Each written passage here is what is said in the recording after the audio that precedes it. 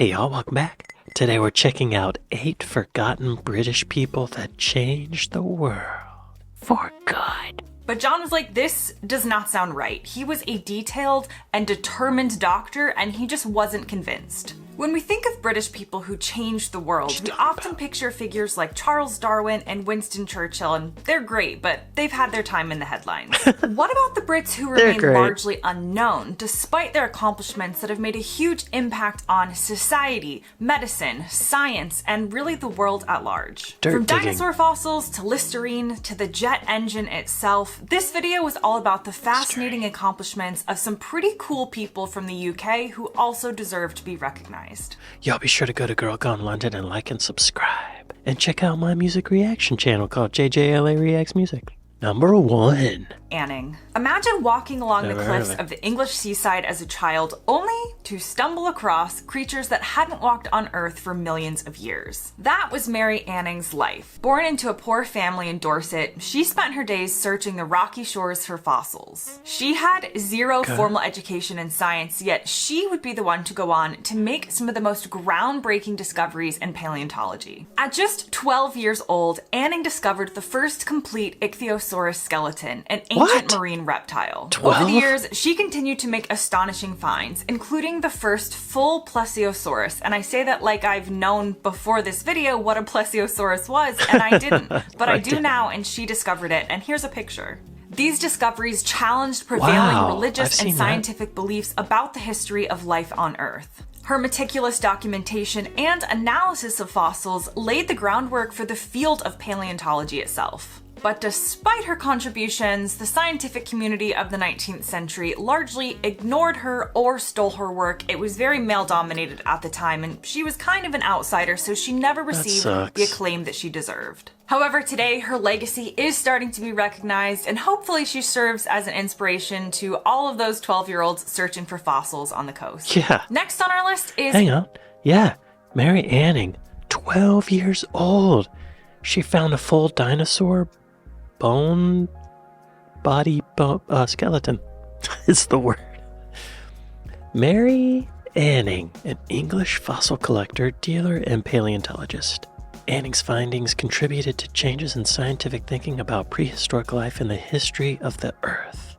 Her discoveries included the first correctly identified ichthyosaur skeleton when she was 12 years old, the first 2 nearly complete plesiosaur skeletons, the first pterosaur skeleton located outside Germany, and fish fossils. Her observations played a key role in the discovery that coprolites, known as bezoar stones at the time, were fossilized feces. Mary, people were digging up these coprolites and bezoar stones, but it was poop. These scientists were like, oh, it's very interesting. Mary's like, guys, stop licking the coprolites. It's turds. Stop. But they were like, no, Mary, shut up, you stupid woman. But she's like, no, you guys, that's wash your hands. Coprolites? Oh, God. Yeah, good call, Mary. This does look like a turd. Thank you, Mary, for your contribution to the world. Thank you. Who's next? Jon Snow, and not the one from the Game of Thrones. This Jon Snow was born in 1813, and it's a good thing he came along when he did, because in the 19th century, deadly cholera outbreaks were routinely sweeping through cities, killing thousands at a time. The prevailing belief was that diseases were spread through foul-smelling air. But John was like, this does not sound right. He was a detailed and determined doctor, and he just wasn't convinced. He believed that something else was at play. So when a particularly deadly outbreak struck London in 1854, he jumped into action with his map, starting to map cases of the disease in Soho. His investigation led him to something interesting. It was one single water pump on Broad Street. Typhoid? Now, he suspected that... I think Mapman did a video about this, because this map he made showing where everyone lives who had cholera, this water pump was at the center of that, I think. This was the source of the outbreak, and he was a little bit of a cowboy. He didn't wait for official approval. He basically removed the pump's handle, and suddenly the epidemic subsided. That's brilliant. Just remove the handle. Yo, we need more Jon Snows. Great solution. Snow's groundbreaking use of data analysis and mapping revolutionized public health. His work proved that cholera was a waterborne disease, and this led to massive improvements in sanitation. Today, every time we respond to a pandemic or track the spread of diseases, we owe a debt to Jon Snow's good detective work. Number 3. Shut up. Don't tell me number 3 yet. Jon Snow. Winter is coming. Oh, there he is. English physician and leader in the development of anesthesia and medical hygiene. He's considered one of the founders of modern epidemiology and early germ theory. He's from York, Old York. He was baptized. His father was a laborer. He was into maths. He experimented with ether. He studied chloroform. Thank you, Jon Snow, for removing that handle on the water pump. Who's number 3? Ada Lovelace. It's one thing to understand how technology works, but it's another to envision what it can become. Ada Lovelace, who was the daughter of the famous poet Lord Byron, possessed this mind that could just see possibilities in machines that other people couldn't imagine. Now, she worked alongside... She's an alien. Could just see possibilities in machines that other people couldn't imagine. Now, she worked alongside a man named Charles Babbage on his theoretical invention known as the analytical engine. It was basically an early model of a mechanical computer. While he focused on the mechanical workings, she went further, developing the first algorithm designed to be executed by a machine. In other words, she wrote the world's first computer program before computers even existed. Wow. What makes her contributions so cool is her foresight. She predicted that machines could one day compose music, create graphics, and do much more than simple calculations, which obviously today we take for granted, but really wasn't fully realized at the time. Ada Lovelace, daughter of Lord Byron. What's this algorithm she wrote? What did it do? She was the only legitimate child of poet Lord Byron and reformer Anne Isabella Milbank. How'd she get the name Lovelace? She was into phrenology and mesmerism. Thank you, Ada Lovelace, for envisioning AI before it happened. Named Frank. Now, before Frank Whittle, airplanes were slow, clunky machines with very limited range. But thanks to his groundbreaking invention, the jet engine, air travel would never be the same. He was a Royal Air Force officer and engineer, and he had the idea for jet propulsion in the 1920s. Unfortunately, the British government was like, no thanks, this seems impractical. However, he was stubborn and he persisted, working tirelessly to refine his concept and finally testing a working jet engine in 1941.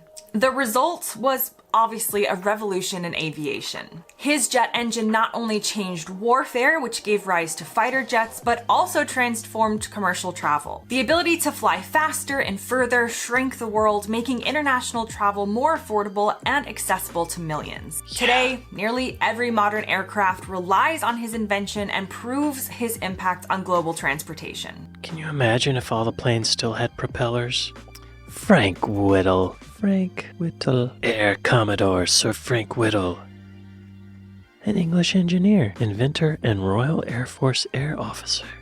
He's from Coventry. Whittle continued working on the motor jet principle after his thesis work, but eventually abandoned it when further calculations showed it would weigh as much as a conventional engine of the same thrust. Pondering the problem, he thought, why not substitute a turbine for the piston engine?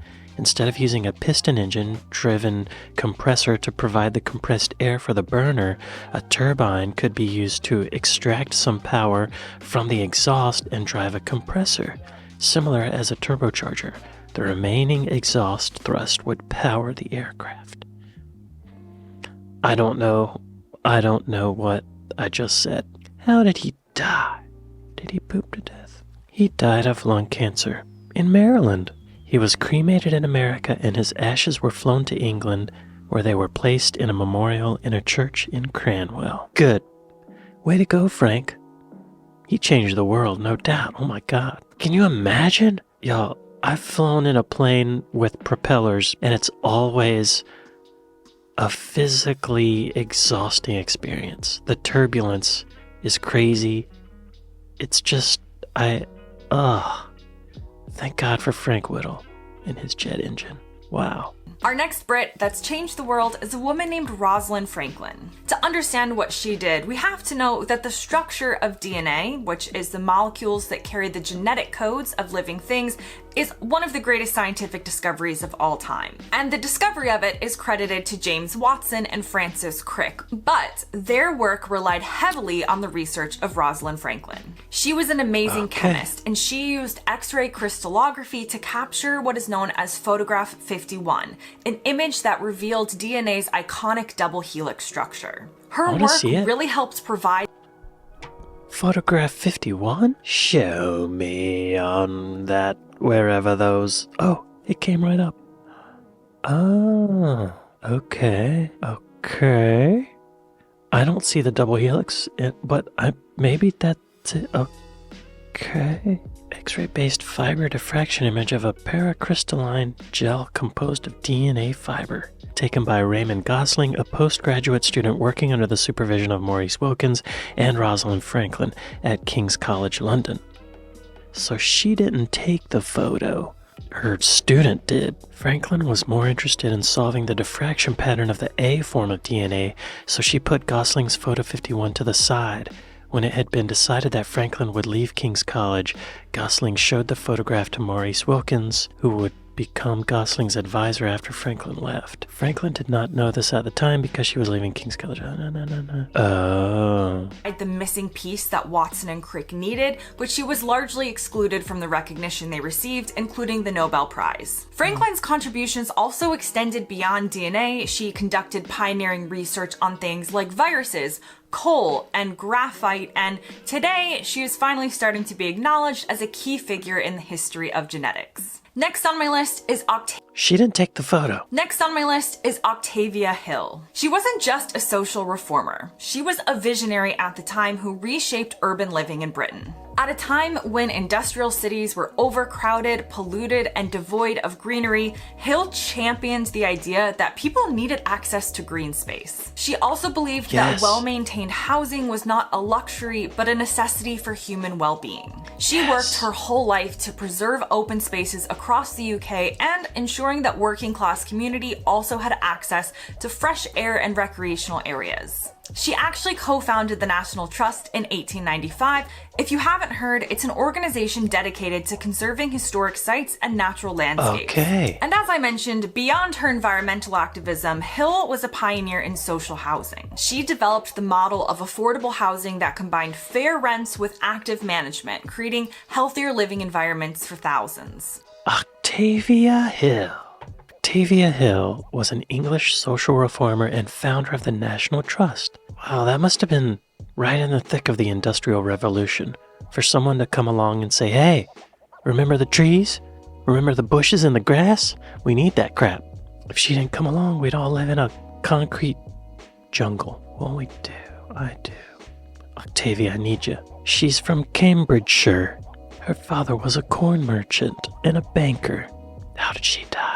She used to collect rent. I guess that was her job, and she would get to know the tenants on a personal level. She kind of was an early social worker. That's amazing. She died of cancer. In 1912, in Maryland, she seemed really compassionate and like she really cared for people, and she saw the need for nature, visionary. Salute to you, Octavia Hill. Next up, Dorothy Hodgkin. Dorothy Hodgkin's work in X-ray crystallography unlocked some of the greatest scientific achievements in medicine. For instance, her groundbreaking analysis of penicillin's structure in the 1940s paved the way for the mass production of antibiotics, which really transformed the world's fight against bacterial infections. Later on, she would discover the structure of vitamin B12, which plays a really crucial role in treating anemia, which previously had been a fatal disease. But her most celebrated achievement actually comes when she mapped the molecular structure of insulin, revolutionizing diabetes treatment. Her discoveries really provided the scientific foundation for life-saving medications that are still used today. And for good reason, she received the Nobel Prize in Chemistry in 1964. Dorothy Hodgkin. Look at her right there. Dorothy Mary Crowfoot Hodgkin. What a name. She won the Nobel Prize. She was born in Cairo, Egypt?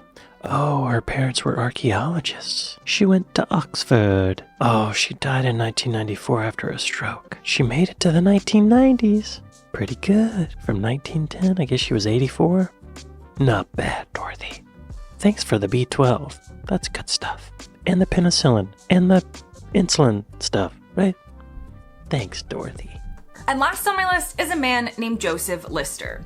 Before him, surgery could be a death sentence. The idea that invisible germs could cause deadly infections was not widely accepted or known, and basic surgical procedures could lead to fatal complications just because the instruments and environments were unclean. Lister was inspired by the concept of germ theory, and he introduced antiseptic techniques that transform medicine today. If you're following along in your head, yes, he is the one related to Listerine. He pioneered the use of carbolic acid to sterilize surgical instruments, wounds, and even operating theaters. His methods drastically reduced post-surgical infections and mortality rates and turned surgery into more of a life-saving procedure rather than an incredibly high-risk one at all times. His work also laid the foundation for modern antiseptic techniques, influencing everything from hospital hygiene to the development of sterile surgical techniques that remain in use today. Now, if you have other suggestions of maybe some more unknown Brits that have changed the world,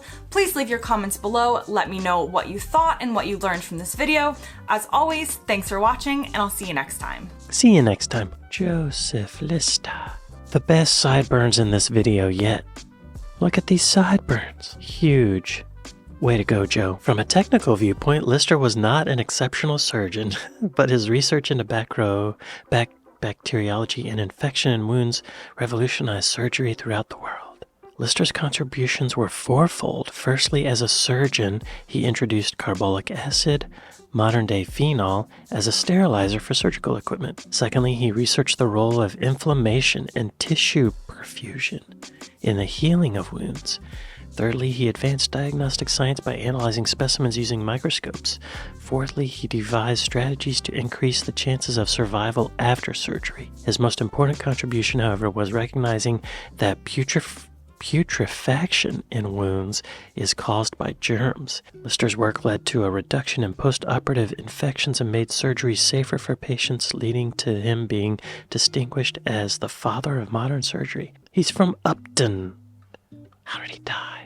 Did he die of an infection? This is a very long Wikipedia. They don't say how he died, they just say that he died at 84, which means he probably pooped to death. Wow, some pretty impressive inventions that were from British people. Pretty interesting. The world would be a much different place without these people. Wow. Well, y'all, thanks for watching this with me. I'd like to say thanks to my patrons. I'd like to say thanks to my Buy Me a Coffee folks. Thank y'all for watching this with me, and I'll see you next time. Later.